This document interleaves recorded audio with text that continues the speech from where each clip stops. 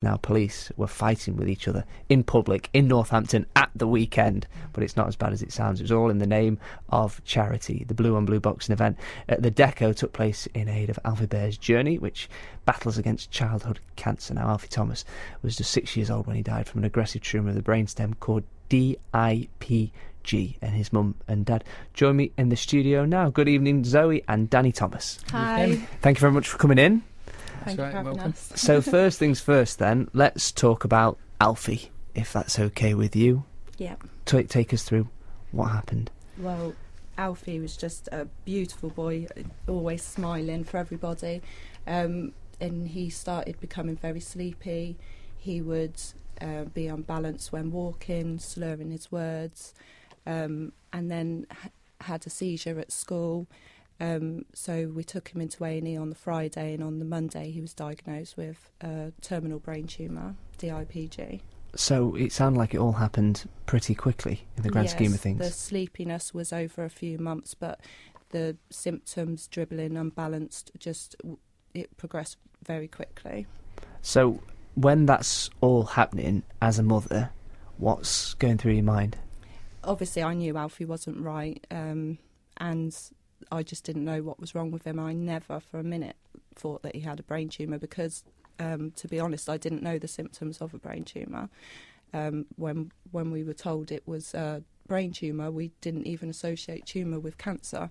So it was just incredibly hard to see Alfie suffering like that over such a short space of time. Is that something I imagine you echo? It is, yeah.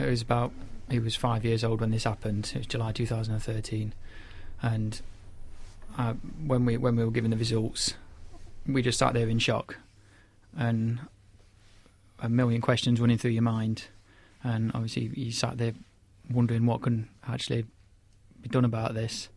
Yeah. And then it was the next morning, after he'd been rushed to Oxford, John Radcliffe, and we were told, "Oh, sorry, it's a 0% survival rate for DIPG." It's incurable. To be told your child's got a brain tumour is heart-wrenching, but to be told, sorry, there's nothing at all we can do, that's indescribable. I haven't even got any words. So you're in Oxford, as you say, so everything's going through your mind, because obviously you're rushing your baby boy in to try and get looked after, and when a consultant sits down and says that to you, you mentioned there are no words for it. You don't want to believe it. No. You instantly you're thinking there must be something. This isn't right. It's 2014. There's got to be something that can be done. And we're on to family. We're like, look, please, we're dealing with it. You're all saying you want to help. Just get on the internet, look at whatever you can. And there were, you want to believe that some of these things that are out there on the internet can actually be true.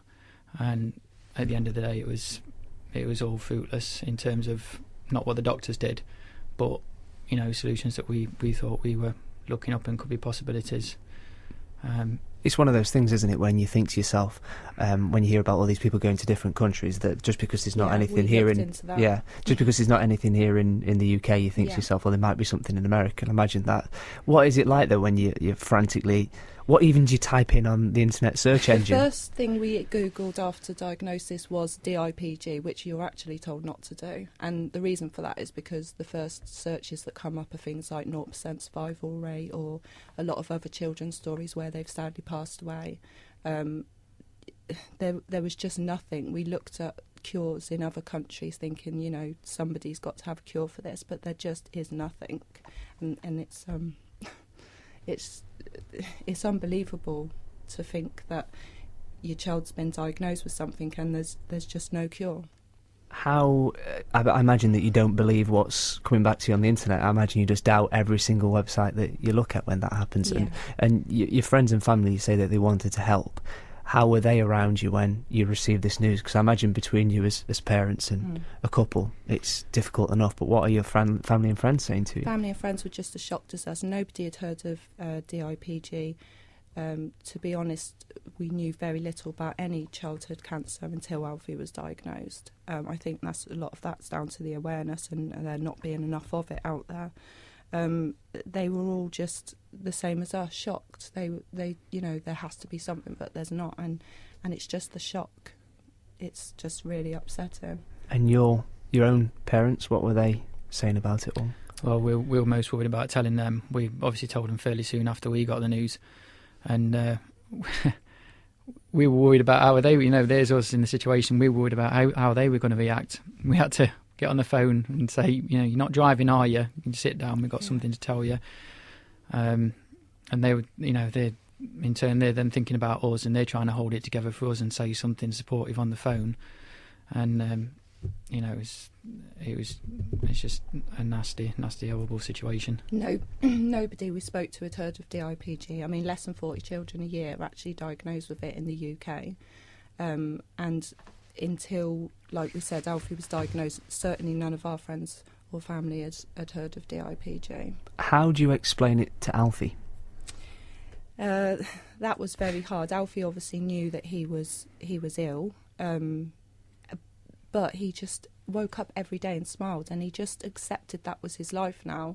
It was very strange. He was just so brave all the way through it, and we didn't tell Alfie, obviously, the extent of how ill he was. Alfie actually told us in the last 6 weeks. He said, I've had enough now, Mummy, my body doesn't work properly. And he told us one morning that he was going to heaven. So... Nobody had told him that at all. He'd been with us 24/7 ever since he was diagnosed, and nobody had mentioned that around him. We just told him he had a lump in his head, and that's why he was having the radiotherapy and the chemotherapy. We just didn't want to scare him, did we? No. And as a mum and a dad, when your little boy turns around and says that to you, I know it's the most cliche question ever, but how do you feel? You just get a lump in your throat so big that you just don't know what... It's the initial shock, as he just said that, and then, oh no, what am I going to say? In the end, we decided to just tell him what a beautiful place heaven was, because all the way through, we just didn't want Alfie to be scared. So that's what we did. And you've got 2 other boys? Yeah, Tyrone and Ryan. They're here tonight as well. They're in the other studio as we speak. What do you say to them? We told them the next morning, or the same morning that we got told. We were honest with Tyrone and Ryan all the way through.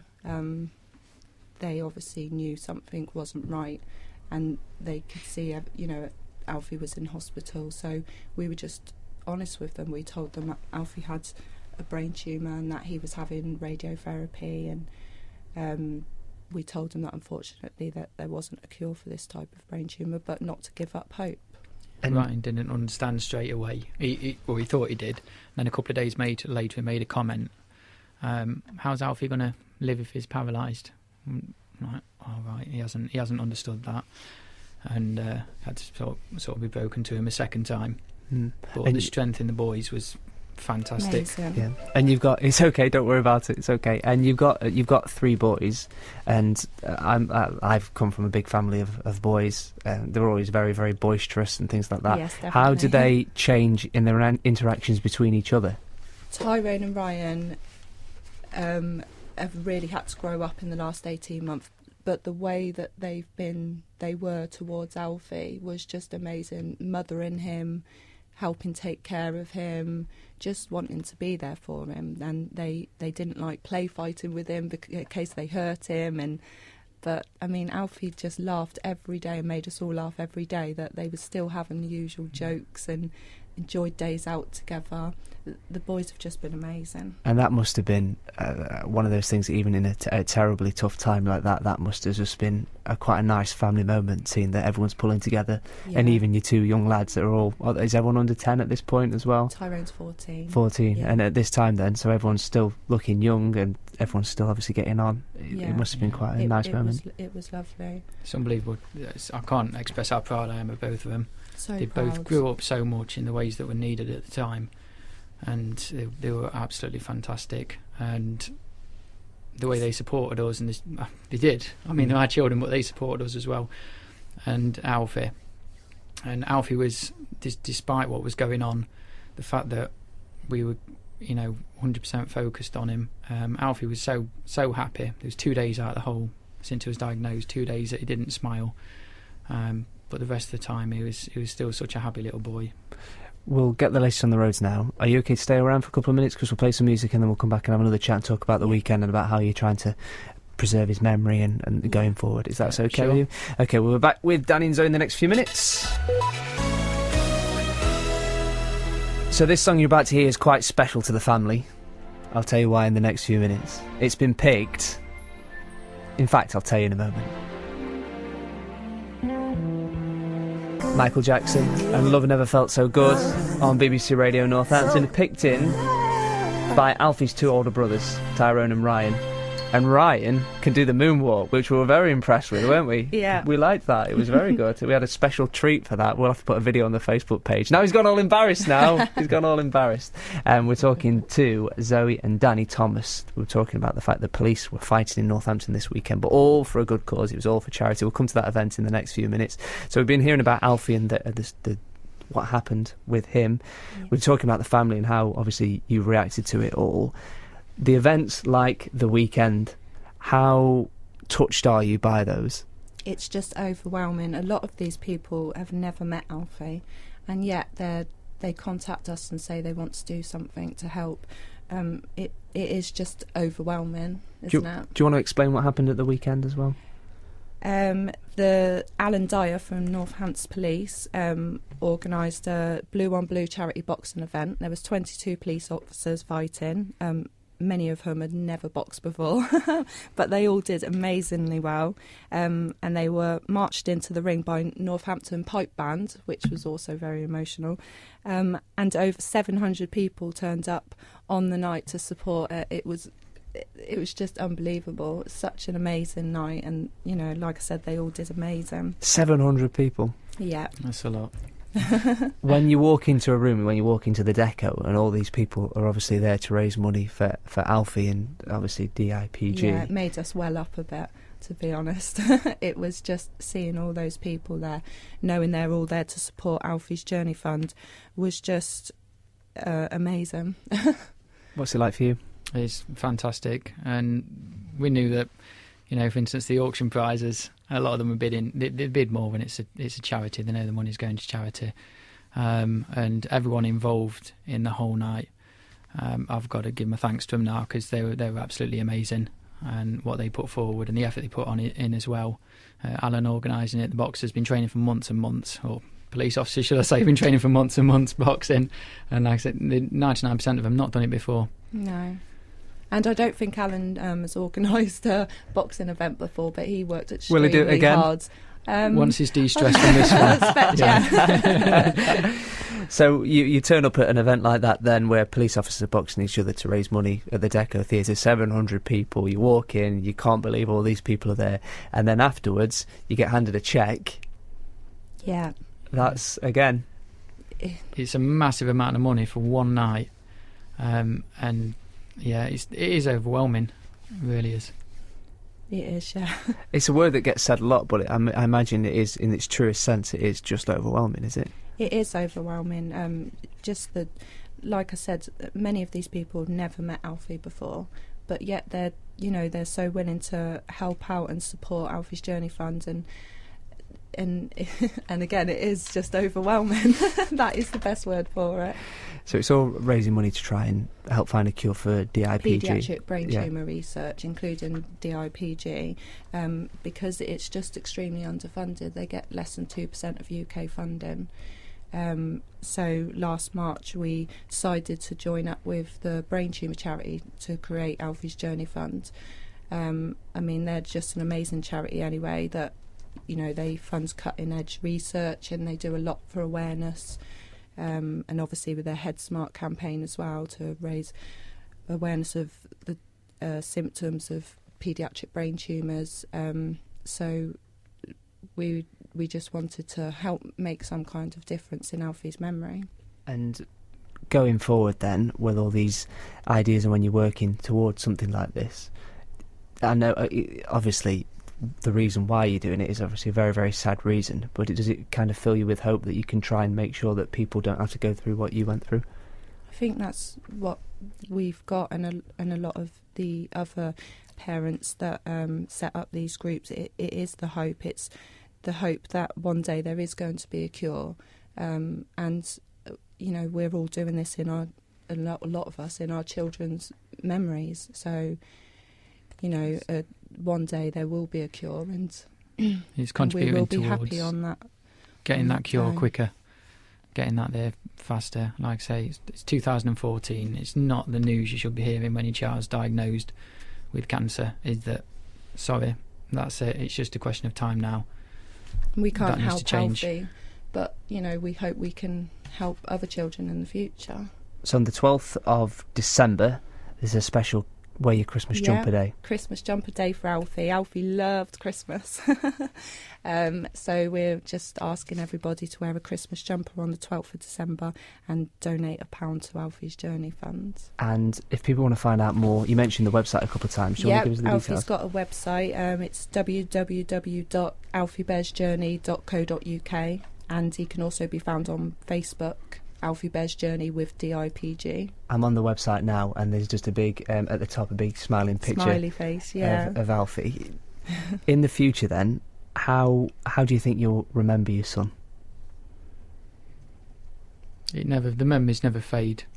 I can picture him in the house. We both can, like it was yesterday. But his memories living on and just spreading further and further, basically through all the time. These charity events are going on, and we're raising awareness. We're keeping Alfie's memory alive, not just with us, because obviously Alfie's memory will always be alive with us and our families, but just everyone will remember Alfie. What a beautiful, brave little boy he was. He was really an inspiration to many people. And at home, do you encourage the lads and encourage each other to talk about him? We still talk pictures about around? Alfie every day, and in our dining room we have a giant canvas picture of Alfie with his thumbs up and his Willy Wonka hat on, so we can come down every morning and see Alfie's big smile. So, and that's lovely.